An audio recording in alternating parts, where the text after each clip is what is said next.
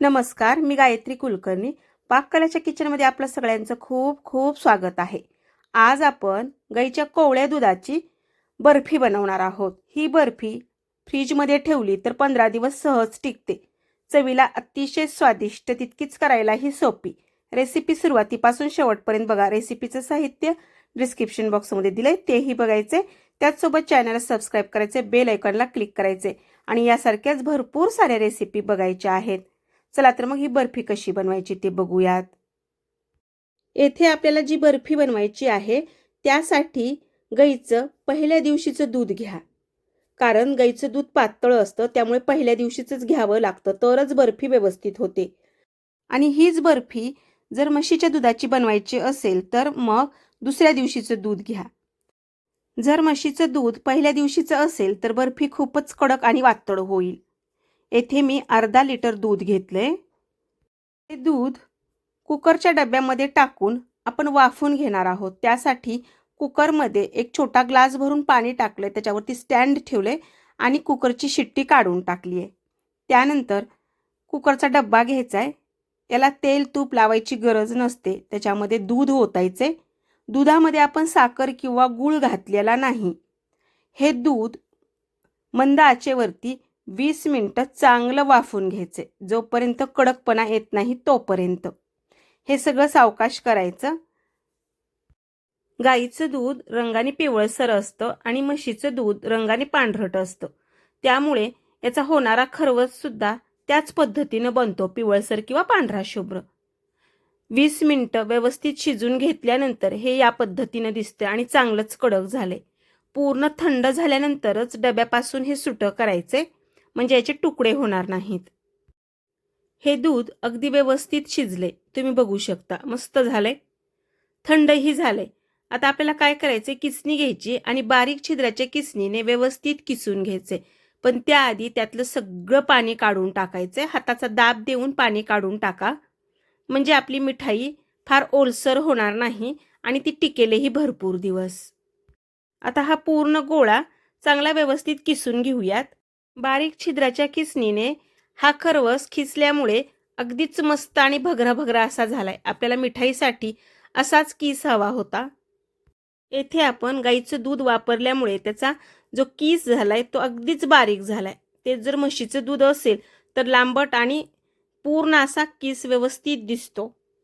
आता याच्यामध्ये काय करायचं आहे, आपल्याला जाडबुडाची कढई घ्यायची आणि किती किस आहे त्या हिशोबाने साखर घ्यायची. याचं साखरेचं प्रमाण तुम्ही तुमच्या अंदाजानुसार घेऊ शकता.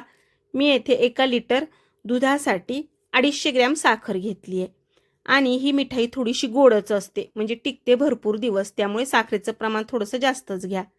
साखर आणि हा किस एकत्र करून शिजवायला ठेवायचा आहे. अगदी एकजीव आणि व्यवस्थित शिजवून घ्यायचं आहे. सुरुवातीला हे मिश्रण पातळ व्हायला सुरुवात होते, त्यानंतर हळूहळू हे घट्ट व्हायला सुरुवात होते.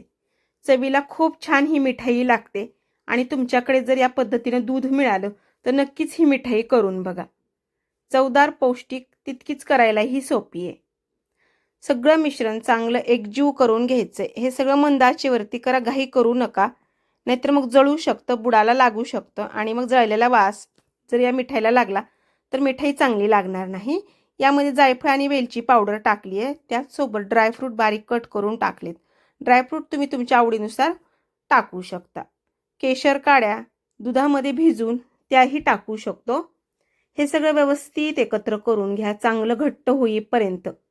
ज्या पद्धतीने आपण कलाकंद बनवतो अगदी त्याच पद्धतीने ही मिठाई होते.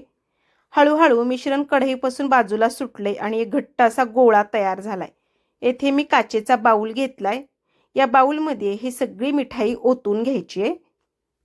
आता हे मिश्रण गरम असतानाच आपल्याला सेट करायला ठेवायचंय. त्यासाठी मी येथे काचेचा बाऊल घेतलाय आणि या बाऊलमध्ये हे सगळं मिश्रण ओतून चमच्याच्या साहाय्याने हलकासा दाब देऊन घ्यायचा आहे. हे सगळं मिश्रण काचेच्या बाऊलमध्ये अगदी व्यवस्थित सेट झालेलं आहे. बघू शकता, अगदीच मस्त दिसतंय. जाळीदार भगरा भगरा अशी ही मिठाई चवीला छानच लागते. थोड्या वेळ आपल्याला हे सगळं फ्रीजरमध्ये ठेवायचे. कमीत कमी 20-25 मिनिटं जर ठेवलं तर वडी अशी कडक होते आणि चवीलाही छान लागते. चला तर मग आपण फ्रीजरमध्ये ठेवूयात. फ्रीजरमधून बाहेर काढल्यानंतर मी येथे सुरुवातीलाच थोड्याशा दुधामध्ये केशर काड्या भिजत घातल्या होत्या, ते दूध या बर्फीवरती व्यवस्थित पसरून घेतले. नेमका तोच व्हिडिओ स्किप झालाय, तर तुम्ही ही गोष्ट लक्षात ठेवा. सुरीच्या साहाय्याने सगळ्या कडा मोकळ्या करून घ्यायच्यात आणि ही मिठाई एका ताटलीमध्ये काढून घ्यायची आहे.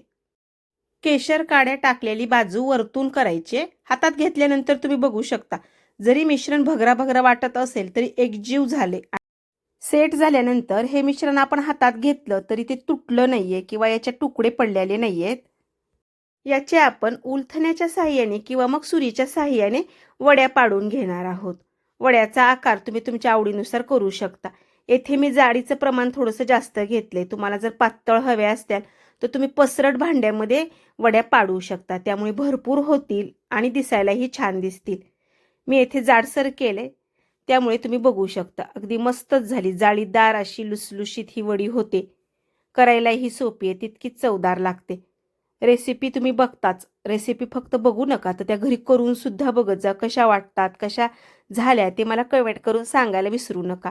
या पद्धतीनं आपली गाईच्या कवळ्या दुधाची बर्फी तयार आहे. वरच्या बाजूने आपण केशर काड्या पसरून टाकल्यामुळे त्याला रंग अतिशय सुरेख आलाय. रेसिपी सुरुवातीपासून शेवटपर्यंत बघितली त्याबद्दल खूप खूप धन्यवाद.